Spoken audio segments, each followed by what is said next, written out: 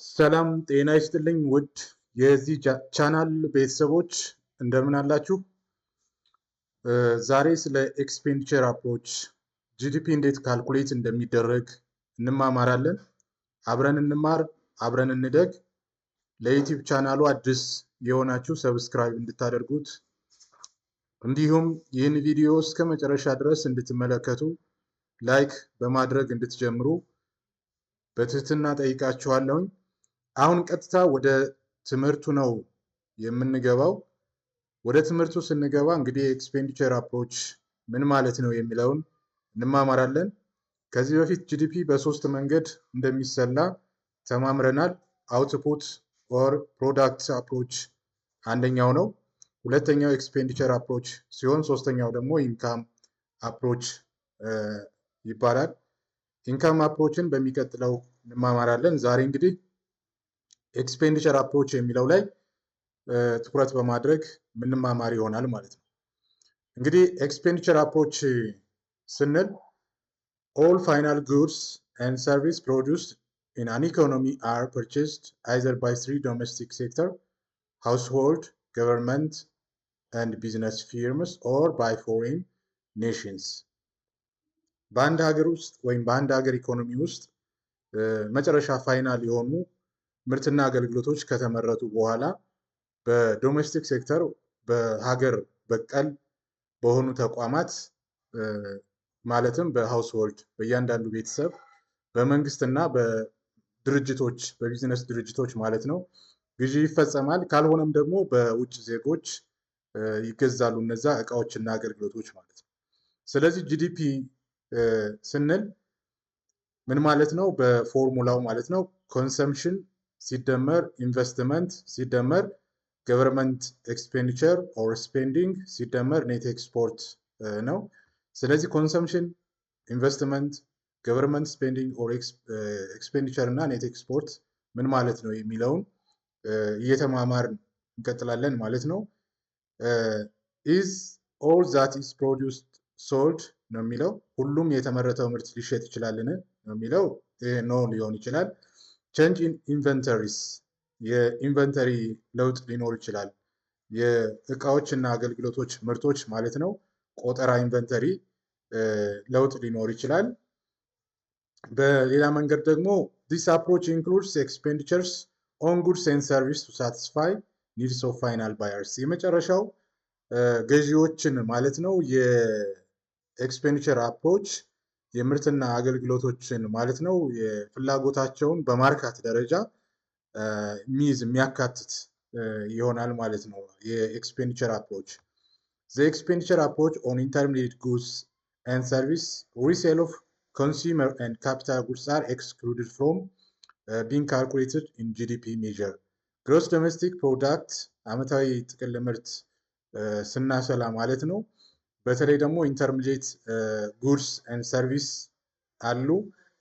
እነዚህን ሪሴል ኦፍ ኮንሱመር ኤንድ ካፒታል ጉድስ በጂዲፒ ካልኩሌሽን ጊዜ አንጠቀማቸውም፣ ኤክስክሉድ እናደርጋቸዋለን። ኢንክሉድ አይደረጉም ማለት ነው። ስለዚህ በጂዲፒ ኤክስፔንዲቸር አፕሮች ጊዜ የማይካተቱ ምንድናቸው ብለን ምንጠይቅ ከሆነ ኢንተርሚዲየት ጉድስ ኤንድ ሰርቪስ ሪሴል ኦፍ ኮንሱመር ኤንድ ካፒታል ጉድስ እንደሆኑ ማወቅ እና መረዳት ይኖርብናል ማለት ነው። መቼ? በኤክስፔንዲቸር አፕሮች ጂዲፒን ካልኩሌት ስናደርግ ማለት ነው። ሌላው the nation income account divided GDP into four broad categories of spending. ናሽናል ኢንካም አካውንት በጂዲፒ ኤክስፔንዲቸር አፕሮች በምንሰራበት ጊዜ በአራት እንከፍለዋለን። የመጀመሪያው ኮንሰምሽን ወይም ይሄ ፍጆታ የምንለው ነው፣ ሲ ይወክላል። ሁለተኛው ኢንቨስትመንት ነው፣ ኢንቨስትመንትን በአይ ይወከላል ማለት ነው። ገቨርንመንት ፐርቼዝ ኦር ስፔንዲንግ ኦር ኤክስፔንዲቸር በጂ ይወከላል ማለት ነው። ኔት ኤክስፖርት ኤንኤክስ ነው የሚወከለው። ኔት ኤክስፖርት ማለት ኢምፖርት ካደረግነው ኢምፖርት አድርገን ካወጣነው ወጪ ሲቀነስ ኤክስፖርት አድርገን ካገኘነው ገቢ ሲቀነስ ማለት ነው። ኖ መስተካከል ያለበት ኤክስፖርት አድርገን ያገኘነው ገቢ ሲቀነስ ኢምፖርት አድርገን ያወጣነው ወጪ ሲቀነስ ኔት ኤክስፖርትን ይሰጠናል ማለት ነው። the letter y stands for GDP GDP አንዳንድ ጊዜ y ይወክላል። ስለዚህ GDP የአራቱ ብሮድ ካታጎሪስ ኦፍ ስፔንዲንግ ድምር ውጤት ነው። ሲ ሲደመር አይ ሲደመር ጂ ሲደመር ኔት ኤክስፖርት ይሆናል ማለት ነው። ስለዚህ ፎርሙላው በኤክስፔንዲቸር አፕሮች ጂዲፒን ካልኩሌት ለማድረግ የምንጠቀመው ፎርሙላ ይሄንን ነው። y which is equal to c plus i plus g plus nx። ስለዚህ y stands for GDP, c stands for consumption, and I stands for investment, and g stands for government purchase or government spending or government expenditure, plus nx means net export ይሆናል ማለት ነው። GDP is the sum of consumption, investment, government purchase, and net export. Each dollar of GDP falls into one of these categories. Consumption የራሱ ዋጋ አለው፣ ጥቅል ዋጋ ማለት ነው። ኢንቨስትመንት ጥቅል የሆነ ዋጋ አለው በብር ወይም በዶላር። ገቨርንመንት ፐርቼዝ የመንግስት ወጪ ጠቅላላ እንትን አለው። ኔት ኤክስፖርትም እንደዚሁ በብር ወይም በዶላር ይሰላል ማለት ነው። This equation is an identity, an equation that must hold because of the way the variable are defined. ቫሪያብሎቹ አሁን ዲፋይንድ ተደርገዋል። አራት ቫሪያብሎች፣ ኮንሰምፕሽን አንድ ቫሪያብል ነው፣ ኢንቨስትመንት አንድ ቫሪያብል ነው፣ ገቨርንመንት ፐርቼዝ አንድ ቫሪያብል ነው፣ ኔት ኤክስፖርት ራሱን የቻለ ደግሞ አንድ ቫሪያብል ነው ማለት ነው። ስለዚህ ክሊርሊ ዲፋይንድ ተደርገዋል ቫሪያብሎቹ። ኢት ኢዝ ኮልድ the national income accounts identity እንላለን ማለት ነው። ጂዲፒ ኤክስፔንዲቸር አፕሮችን ተጠቅመን ካልኩሌት ስናደርግ እያንዳንዱ ቫሪያብል ዲፋይንድ ስለተደረገ አይደንቲቲ ስለተሰጠው ናሽናል ኢንካም አካውንት አይደንቲቲ እንለዋለን ማለት ነው። ኮንሰምፕሽን ስንል ምን ማለት ነው? ኮንሰምፕሽን it consists of goods and service bought by households።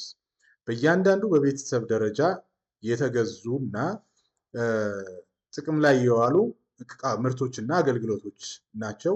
It is divided into three subcategories. ኮንሰምፕሽንን በስንት እንከፍለዋለን? በሶስት እንከፍለዋለን።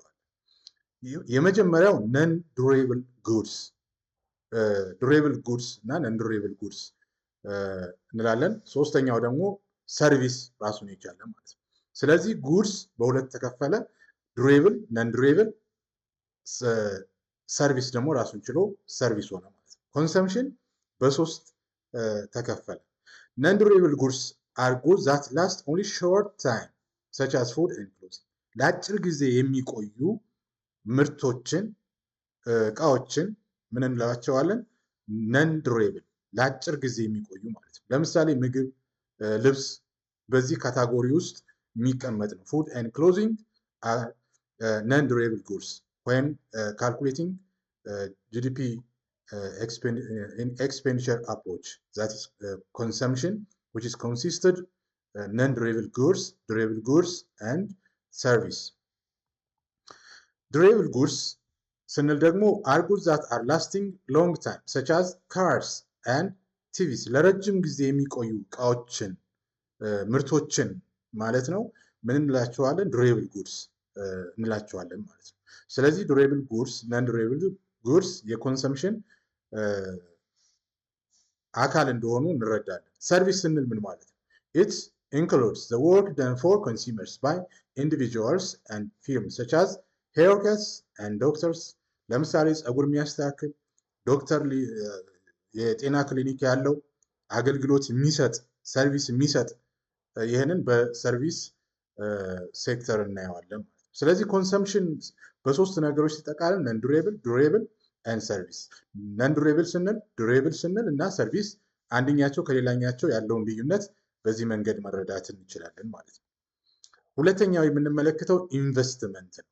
ኮንሲስት ኦፍ ጉድስ ቦት ፎር ፊውቸር ዩዝ፣ እቃዎች በተለይ ደግሞ ለወደፊቱ ጥቅምና አገልግሎት የሚሰጡ እነዚህን ምን እንላቸዋለን? ኢንቨስትመንት ነን። ኢንቨስትመንት ኦልሶ ዲቫይድድ ኢን 3 ሰብ ካታጎሪ። ኢንቨስትመንትን መልሰን እንደገና በ3 ካታጎሪ እንከፍላለን። አንደኛው ቢዝነስ ፊክስድ ኢንቨስትመንት፣ ቢዝነስ ፊክስድ ኢንቨስትመንት። ሁለተኛው ሬዚደንሺያል ፊክስድ ኢንቨስትመንት፣ ሶስተኛው ኢንቨንተሪ ኢንቨስትመንት። ስለዚህ ጂዲፒን በኤክስፔንዲቸር አፕሮች ስናሰላ ኢንቨስትመንትን ከምን እናገኛለን ማለት ነው? ከነዚህ 3 ካታጎሪ እናገኛለን። ቢዝነስ ፊክስድ ኢንቨስትመንት፣ ሬዚደንሻል ፊክስድ ኢንቨስትመንት፣ ኢንቨንተሪ ኢንቨስትመንት። እነዚህ የኢንቨስትመንት አካል ናቸው ማለት ነው። ስለዚህ ቢዝነስ ፊክስድ ኢንቨስትመንት ስንል ምን ማለታችን ነው? በኢንቨስትመንት ስር ስናይ is the purchase of new plant and equipment by firm። በአንድ የንግድ ድርጅት እቃዎችንና አዳዲስ ማሽኖችን ገዝቶ የሚያመጣ ከሆነ ቢዝነስ ፊክስድ ኢንቨስትመንት እንላለን ማለት ነው። ሬዚደንሺያል ኢንቨስትመንት ስንል ደግሞ is the purchase of new households by households and landlords። አዳዲስ ቤቶች የሚገዙ ከሆነ እነዚህ ምን እንላቸዋለን? ሬዚደንሺያል ኢንቨስትመንት እንላቸዋለን ማለት ነው። ኢንቨንተሪ ኢንቨስትመንት ስንል ደግሞ is the increase in the firm's inventory of goods. If inventories are falling, inventory investment is negative. Means that እቃዎች ከተገዙ ከተሰበሰቡ በኋላ በስቶር ውስጥ ምን ያክል እቃዎች አሉ ተብሎ ይቆጠራሉ ማለት ነው። ስለዚህ ኢንቨንተሪስ አር ፎሊንግ፣ ኢንቨንተሪ ስናደርግ የሚቀንስ የሚወርድ ከሆነ ኢንቨስትመንቱ ምን ይሆናል? የኔጌቲቭ ይሆናል ማለት ነው። ገቨርንመንት ፐርቼስ ስንል ደግሞ ምን ማለት ነው? ገቨርንመንት ፐርቼስ ስንል አር ዘ ጉድስ ኤንድ ሰርቪስ ቦት ባይ ፌደራል ስቴት ኤንድ ሎካል ገቨርንመንት። በኦሪጂናል ስቴት በገቨርንመንት በፌዴራል እና በወረዳዎች ሎካል ገቨርንመንት የሚፈጸሙ ግዢዎች አጠቃላይ ገቨርንመንት ፐርቼስ እንላለን። This category includes such as military equipment, highways and services that government workers provide. It does not include transfer payments to individuals such as social security and welfare. ያካትታል ማለት ነው። ትራንስፈር payments reallocate existing income and are not made in the exchange of for goods and services that are not parts of goods and services. Net export takes to account trade with other countries. ወሌላ ሀገር የንግድ ልውውጥ በሚደረግበት ጊዜ የሚሰላ ነው። ኔት ኤክስፖርት the value of goods and services export to other countries minus the value of goods and services that foreign provide for us. ወሌላ ሀገር የላክ ነው ያገኘነው ገቢ ሲቀነስ ወደ ሀገር ውስጥ ያስገባ ነው ለዛ ያወጣ ነው ውጪ ኔት ኤክስፖርትን ይሰጠናል ማለት ነው። ኔት ኤክስፖርት represents the net expenditure from abroad on our goods and service which provides income for domestic producers. In contrast to the income approach, the expenditure approach focuses on the uses of GDP across various expenditure categories. Then expenditure C, G, and I consists of expenditure or imported goods which are not parts of Ethiopian GDP. Expenditure አንዳንድ ጊዜ consumption, government expenditure and investment የimported goods ሊሆኑ ይችላሉ which are not parts of Ethiopian GDP ማለት ነው። ከውጭ ያስገባናቸው ኢምፖርትድ ጉድስ ያደረግናቸው የኢትዮጵያ የጂዲፒ አካል አይሆንም። foreign countries also spend on our exports which is not part of their output. Then the net export should be considered in order to get the net spending by nation.